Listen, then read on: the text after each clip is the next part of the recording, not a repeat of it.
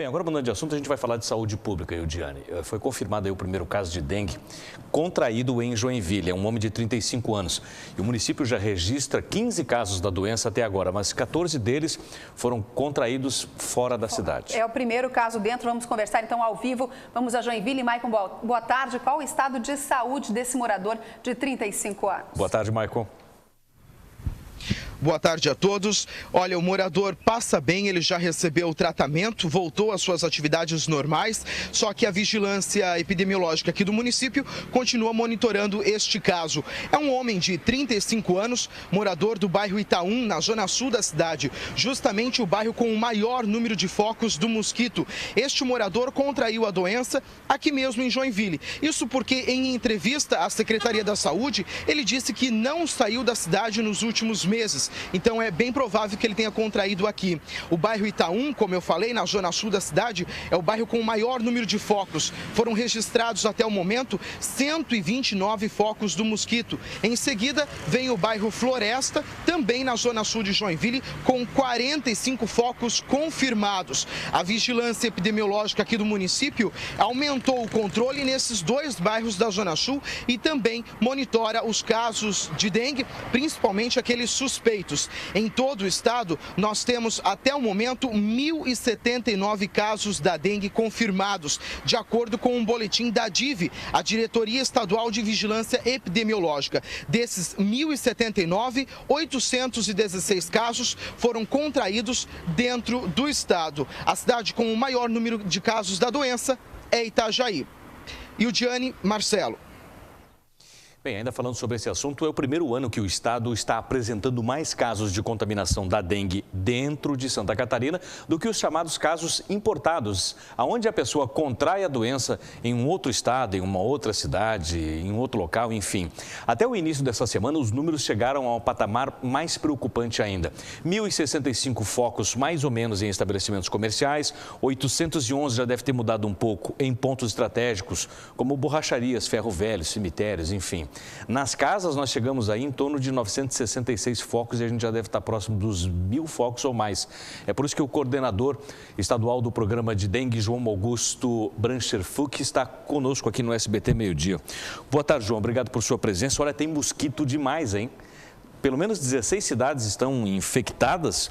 E que fatores que a vigilância epidemiológica identifica como sendo fundamentais para esse crescimento assustador? Boa tarde.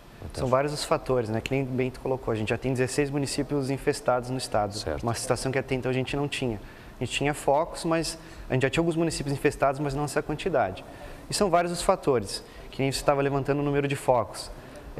Ferros velhos, as casas que as pessoas acabam deixando os depósitos, isso são todos fatores que contribuem para que o número de focos do mosquito aumente. Certo. Além disso, a gente tem um clima propício nesse momento, né? A gente tem um calor.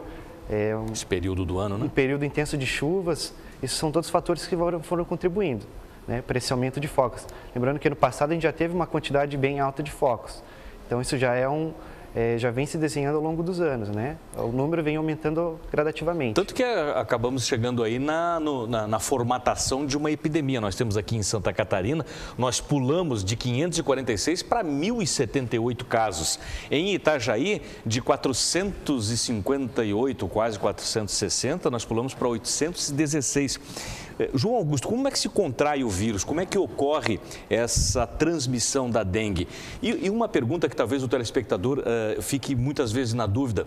Se eu fizer o uso do repelente, de alguma forma eu consigo aliviar um pouco a possibilidade de ser picado pelo mosquito? Certo. A gente tem focos de Aedes aegypti. Isso já é um fator que é um risco para ter transmissão da doença. E está estabelecido isso, né? Isso já está acontecendo.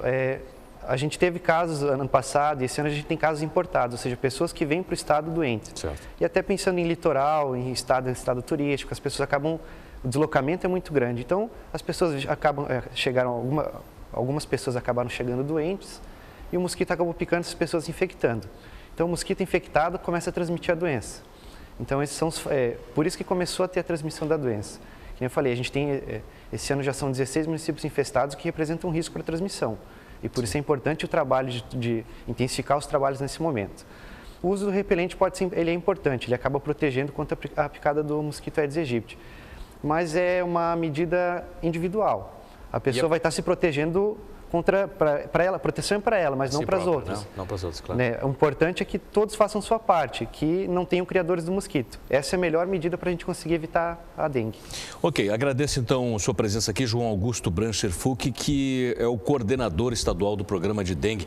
E a gente sabe que vocês têm muito trabalho pela frente. Obrigado pela entrevista e pelas informações. O uso de repelente vai ajudar, certamente, mas isso, como disse o João Augusto, é individual. Mas principalmente, né, ter muito cuidado em casa, né, Eudiane? Em casa e no trabalho também, não é?